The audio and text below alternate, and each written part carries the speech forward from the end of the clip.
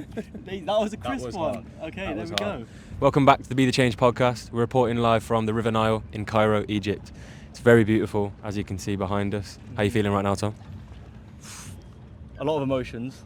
Just thankful, most of all. I can't lie. Yeah, 100%. Thankful. I think there's a lot to be said for being gratitude. For being gratitude. Nah, we can make that run. We'll make that a thing. for being grateful and appreciating real moments in real people, real time, real places.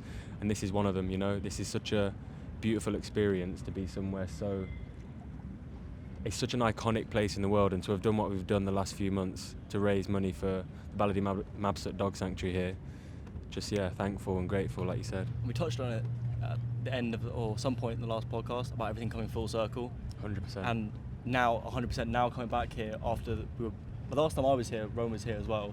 Obviously, somewhere that I lived for almost 4 years. So today we've seen a lot of the people that I'm well connected with, which you might have seen in other bits of our content. So yeah, we spoke about it before, but now it's really coming to fruition how full circle this whole moment, and hopefully the rest of this trip will be. Yeah, and you'll see, like, what we want to do is we want to raise awareness as well as funding for humanity and wildlife, but also just explore our planet's cultures. And I think it's perfect. See, this lovely gentleman who is sailing our boat is letting us know that he's going to keep us with the sunset behind us, because he knows exactly what we want to do on the Mission Planet podcast, or the Be The Change podcast. But what I wanted to say is it's about culture and really understanding how beautiful the planet is and how wide and vast. And, you know, you never really know the true beauty of somewhere until you've been there and experienced it. And I think, like what Tom just said, being able to be connected with real native Egyptians that have grown up here and born and raised here, it's testament to seeing the real true side to Egypt and not what you see on the media. I think that's why I would highly advise anybody in this world, if you can, travel as much as possible, and don't just travel, immerse yourself in the country's culture. Because and I found it when I was at University of Manchester. I was only there for 6 months, by the way. But I was sat around the table, and, you know, people are like, yeah, I'm from Liverpool, I'm from Leeds. We are safe, I promise. I'm from Manchester, Birmingham, and everyone thinks they're so different because you've got a different style of clothing, or you listen to different music. Everyone thinks they're so trendy, but really, we're all indoctrinated the same way. You know, we have the same education system, belief system. You know, we have to watch the same media, same news, same social media. We all have the same. We're all shown what they want us to believe. But when you take yourself into a different country and different culture, Tom's blessed enough to have lived in multiple. I'm obviously well travelled, and it's not just about being well travelled, it's, as I said, immersing yourself in that culture and speaking to those people. And I think it was there when I was sat around the table at Diamond Muay Thai, and it was like people from China, Russia, Germany, Israel, Japan, Australia. Everyone's got a different education, different religion, different belief system, and that really opened my mind so much. So my point is just really don't believe everything you see from your media platforms. They're probably going to demonetize all of our stuff for me saying this. 100%. Illuminati, all of that. Yeah, but it's it's genuinely just... You're completely right, bro. It's about, like, a lot of people in the UK, and probably certain people that we've met in our lifetime in the UK are very, not narrow-minded, maybe a bit harsh, but, like, they think one thing, they think the world is a certain way because their life's been like that, which I kind of understand because that's all they've experienced. But if that's what they've experienced, that's fine, but it's thinking that is the rest of the world. You've got to get out and change your perspective on the world and be able to see the bigger picture of life. Yeah. And be able to actually really experience all this stuff. Yeah. Like, some people, it's crazy to think, like, we've just started our second trip here, but combine the first trip. Some people come to Egypt and they stay in a hotel and they go to a pool and they have a couple drinks. Sharm el Sheikh. Bro, imagine. Yeah. Like, compared to what you would have done and what I've experienced, I've been lucky enough to experience. And obviously we're lucky, we're not saying that we're not, but you also have to try. You have to try, because the only reason we've been so blessed to have been immersed in the Egyptian culture, in the Thai culture, in the Norwegian culture, is because we've built relationships with people. Tom's playing footsie with me. Yeah, no, I was thinking when I did it, I was like, I hope that's not on the can. You know? I'm gonna move that back over it. Yeah, but he's absolutely right, and I think perspective is a huge thing, and it's such a powerful thing to be able to open your own mind and the minds of those around you, because it's not your fault if some people aren't lucky enough to be able to travel or, you know, broaden their horizons. They're put in a position that they can't change, and that's obviously completely understandable, and that's why I think social media, albeit its downfalls, can be so powerful. And if you've got platforms like we are building, it's about showcasing like the real beauty to countries and different cultures. And I'll tell you a story, right? A little before you do, that's I've already known it, but that's really made me realise that obviously a lot of you see the animal stuff we do, which is amazing, something so close to our hearts, but if someone can watch our content and be like, damn, I want to travel to Egypt like that, maybe someone who's already been to Egypt, but he maybe just went in a hotel, went to the pyramids, then went back and did a couple camel ride, that's it. I want someone to look at our content and be like, wow, I want to travel, but like that's different. Cancel camel rides, by the way, and horse riding. It's awful. It's so sad that somewhere so beautiful, rich in history, literally a wonder of the world, ancient wonder of the world, is still a beautiful place, but like, and the same with a lot of the rest of the world, when you notice animal cruelty, it's everywhere. You just have to look for it. You do, and it's really sad. It is really sad, and I think also, especially somewhere like that. It is, and everywhere has its downfalls. We also, everyone criticises the UK, but again, people from less privileged countries will always look at the UK as a haven and somewhere to go. So like, the grass is always greener and there's always shortfall, but I think that's why looking for the beauty in places and looking for the beauty in people, you'll find it. Like the red car theory that you've said before, if you're looking for opportunity, if you're looking for kindness, if you're looking for good people, oftentimes you'll find it. I'll bring it back to my story, right? So I was before my grandparents moved in with us for whatever reason. I love my grandparents, by the way. How good are they? Legends. And they lived in Hereford. Anyway, besides the point, I was staying with them, as I have done regularly, and I went for a run on a Monday morning, and I was running around Hereford, and I ended up at the petrol station. So you know, at the petrol stations they have all the newspapers out the front. And it's the Monday morning, I could see everybody commuting, and I ran to the petrol station to get a bottle of water, and I saw that on the newspaper it was so and so was kidnapped, mortgage rates have increased, you know, X people have died, so and so has been, all this horrible traumatic news.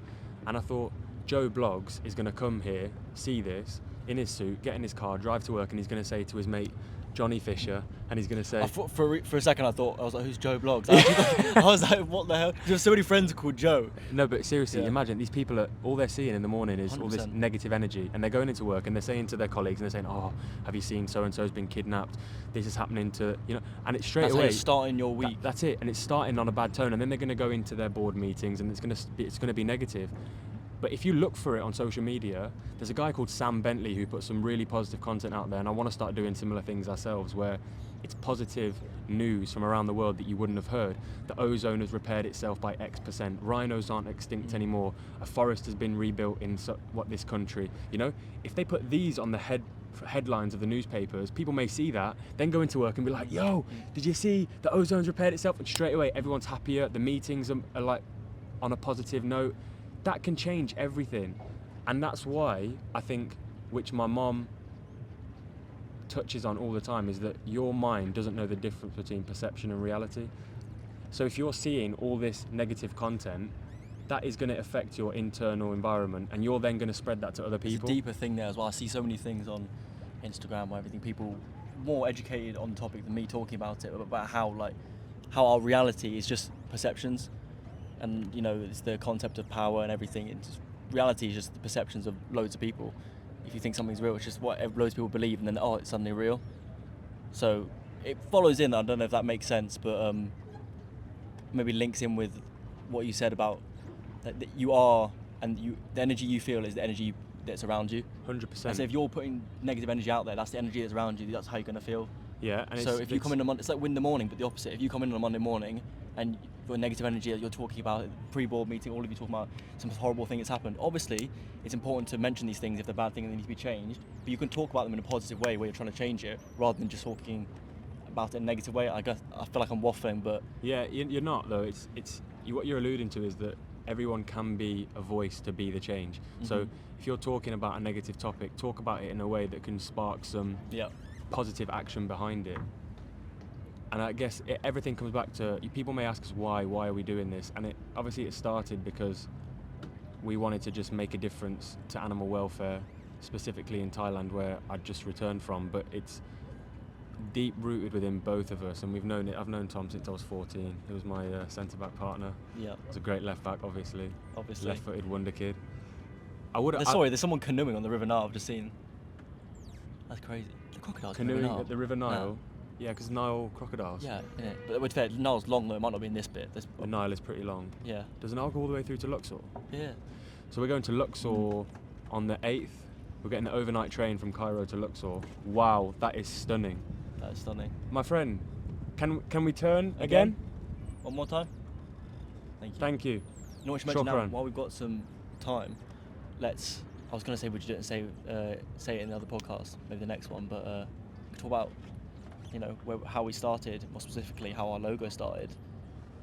Yeah, We won't touch on all of it because there's a big story of how we met. Because we sort of touched on it then, how we met and the start of it. But it'd be good to see because we're wearing the shirts. I just thought, look, the magpies on it. Magpies on this one. Let's just talk about the magpies. How that came about. Yeah, the magpies is a funny one, And I was talking to a really really lovely gentleman about it the other day, and he asked me. He said, by the way, what's the significance of the two magpies on your logo?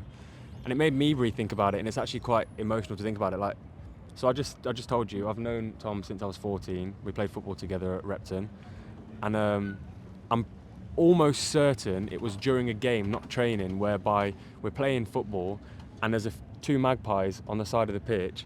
And both of us look over and salute the magpies. Now, some of you may know would you say it's a poem or the rhyme? The rhyme. It's a superstition that has every superstition kind of has a rhyme with it. So it's morning, Mr. Magpie, afternoon, Mr. Magpie, and it's one for sorrow, two for joy. So two magpies is the significance of spreading joy. We both saw the magpies and saluted them and looked at them and said, "You do that as well?" Yeah, maybe because basically we've always had the same experiences when we were younger. I've got from my grandparents, I get all these weird superstitions, and I think you're the same. And like I said, they're weird superstitions in the fact that not many people know them or do them. And obviously something like saluting a bird, a lot of people in my life have thought, "What are you doing? That is so weird." Or even when I explain it, they're like, "That's weird," or they just give me a weird look. So to find someone who does the same thing was pretty cool. It was cool and it was random. It was like, oh. And it was really the first thing we realised that we had in common, and it was something again with the fact that it's epitomising spreading joy. And if you look at our logo, more so if you turn around, because it's on. If you look at the planet, I love how the branches come round, almost as if they're giving the world a hug. Sorry. I'm gonna have to take my glasses off for this one.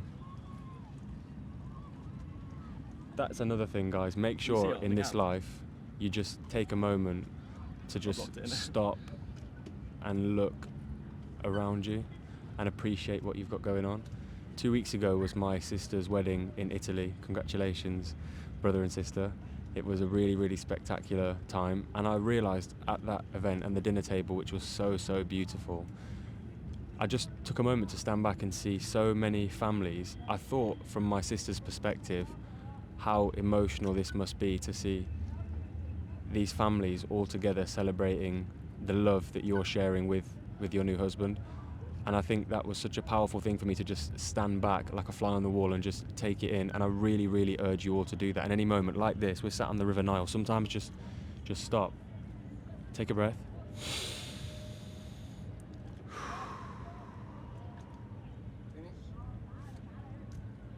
He says the sun's gone. Yeah, he's right. But he's right though. I thought he was about the podcast. He's like, yeah, stop now. He's looked at us gone, I don't know what you're saying, but it sounds like waffle. But it hasn't been. No, it hasn't been. And this is just obviously scratching the surface. You can tell that bouncing around between topics. That's a good one. Between topics, that we have a lot to talk about in terms of our logo, how it all started, and we get asked about it a lot, individually and together. So there's a lot there to unravel, and we will do in a longer podcast.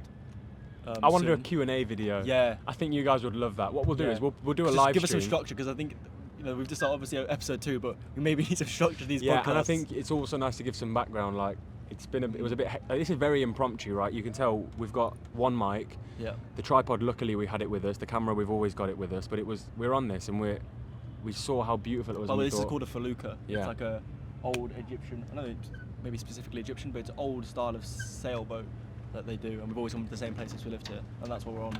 And it was nice to mention that we were on a boat almost identical to this with Tom's lovely mother and father back in December Caroline. when this started, and to be back here, like Tom said, it's a full circle moment, and it is beautiful. That was your first day, no? That was my first day in Cairo, first time, both times. Yeah. But yeah, Q&A. Q&A will be great. Just ranting on, ask us what you want to know, and we'll do a live stream, and you send in your questions, and we'll do a really good Q&A. But you know, for now, thank you for all the support. The reason we are here is to revisit the Baladi Mabsut Dog Sanctuary, which we've just raised over £2,500 for. Thanks to you guys. This would not be possible without you. And even just being here today and seeing even more how the Baladi street, I'll say animal issue is, it's even more important that we're doing this. So again, thank you so much for making it possible. Keep on supporting us. If you want to know how to keep supporting, just make sure you're following our pages. It really does mean the world. And you know what, bro, before we finish, because we said we'd end every podcast, but obviously we have no guest. Yeah. What is a quote? I'll take the mic. Interviewing you now. What's a quote? Yeah, no, this is weird. I feel powerful.